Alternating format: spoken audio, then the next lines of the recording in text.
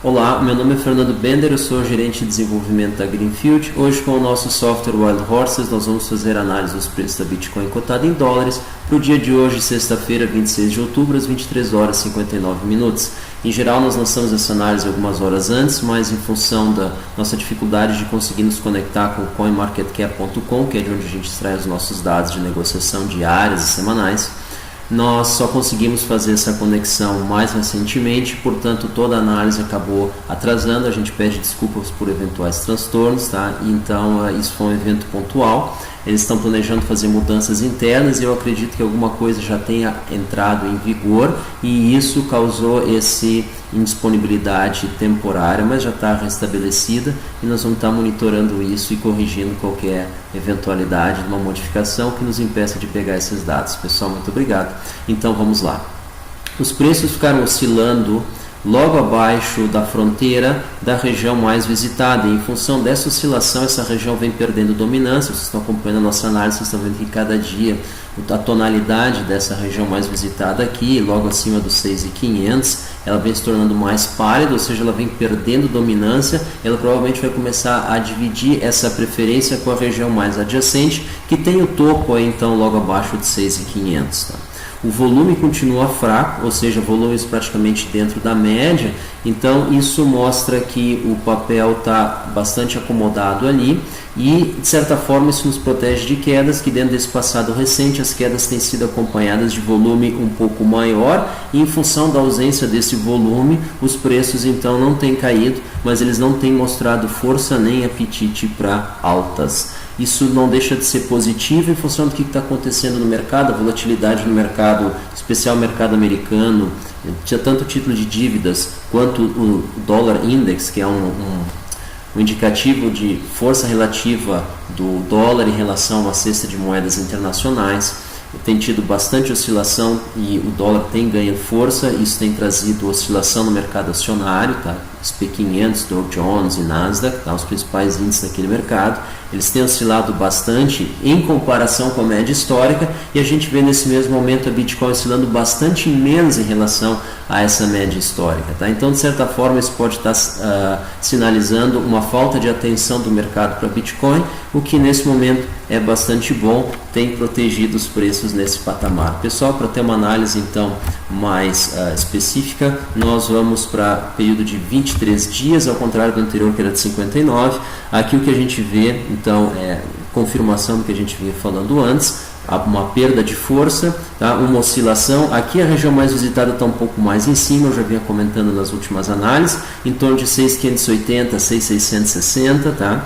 Porém, nós estamos cada vez com menos apetite para fazer esse salto e atingir essa região. Isso não chega a ser ruim, o movimento está horizontal e provavelmente aqui ao longo da semana seguinte nós vamos ter um encontro com o fundo desse canal e aí nós podemos verificar se esse canal tem alguma relevância ou ele é meramente um canal circunstancial. Vai ser então o momento da confirmação desse canal, ao que mostra aqui por essa trajetória. Pessoal, eu tenho comentado que cada semana a gente está tendo um ativo diferente, olhando aqui para a mesma Bitcoin, em função do seu comportamento. Agora nós estamos sem volatilidade, semana anterior nós tivemos uma volatilidade bastante grande, de $300 de movimentação, tanto para baixo quanto para cima. Agora nós estamos aqui numa faixa de $30, tá? E na semana anterior ainda a gente pelo menos tinha uma direção no movimento, coisa que nem agora temos. Bom, vamos dar uma olhada numa perspectiva de mais longo prazo, o que está acontecendo com esse papel, tá? E aí o que a gente vê é esse gráfico aqui, é dos últimos 599 dias de negociação, tá? Pode falar os últimos 600, tá? E aí vocês notem uma coisa muito interessante, ela vem aqui suportando o fundo, e vocês devem lembrar, já faz quase 2 meses que a gente vem falando o seguinte: acabou a queda na Bitcoin, ela está no movimento horizontal, tá? A gente não falou que ela ia para 4.000, a gente não falou que ela tem uma alta forte, a gente sempre vem falando isso tem sido coerente com o que o nosso principal embasamento está aqui embaixo, que é o volume. Notem que nós temos um volume bastante forte aqui no período que antecedeu, desde abril do ano passado até março, abril desse ano, e aí o volume começou a enfraqueceu. O que quer dizer isso? Não estou dizendo que o volume ficou menor, mas ele ficou menor em relação à média. Então, provavelmente o que acontecia é que nós íamos tendo um crescimento no volume e esse volume começou a se estabilizar.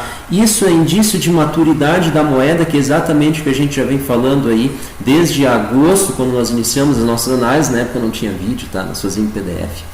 Então, essa maturidade da moeda, isso é um sinal de que ela consegue manter o patamar, ela começa a ter um volume estável, e aí o que acontece, pessoal? Se não é ação de empresa, se é uma moeda, ela começa a ser aceitada em mais mercados. Tu vê cada vez mais estabelecimentos, cada vez mais negócios aceitando pagamento em Bitcoin por bens e serviços. Esse é o objetivo de qualquer moeda, tá? Então, provavelmente isso aí está começando a acontecer, isso é muito bom. Agora, eu imagino que quando essa fase se tornar mais ampla, nós vamos ver um boost nesse volume de novo, se traduzindo em preço maior, etc, etc, e depois retornando para um patamar, talvez esse aqui, o que é natural, porque mais mercado começa a negociar Bitcoin, elas entram comprando, o mercado sobe, tá? O preço sobe.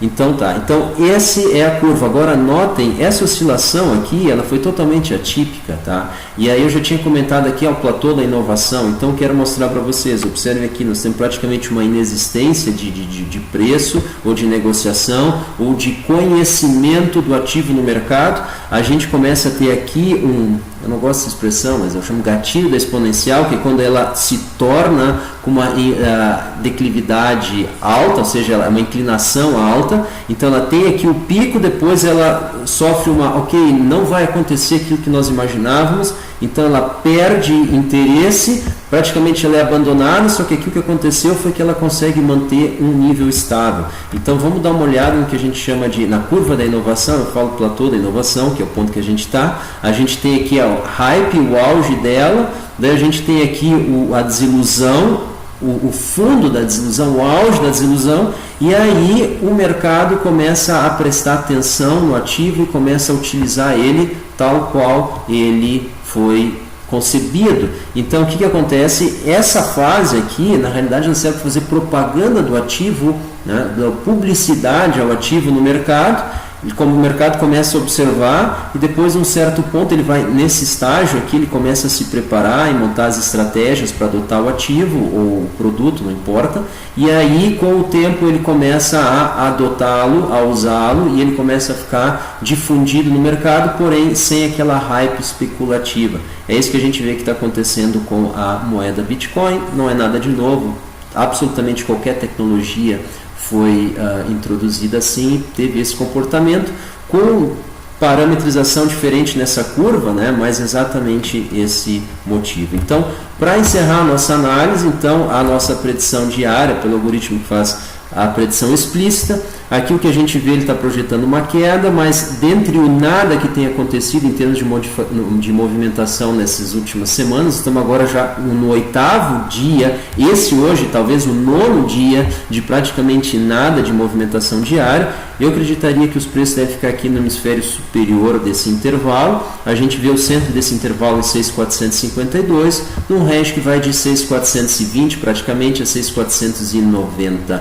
Então, vamos ficar um pouco de olho, mas essa ausência de movimentação ela não é ruim, tá? Ela talvez desaponta um pouco o especulador, né, o trader, mas a gente pode ter um pouco de paciência, que em termos de ativo nós estamos muito bem posicionados dentro do mercado. Pessoal, essa foi a nossa análise da Bitcoin para o dia de hoje. Muito obrigado pela audiência de vocês. Visitem nosso canal, vocês têm aqui embaixo à esquerda o site, né, sem o www, por favor, e aqui embaixo então dessa janela da câmera vocês têm direto o link para o nosso canal no YouTube, onde a gente divulga então novidades e eventualmente também esses vídeos e outros, tá? Pessoal, muito obrigado, até uma próxima, bons negócios, tchau!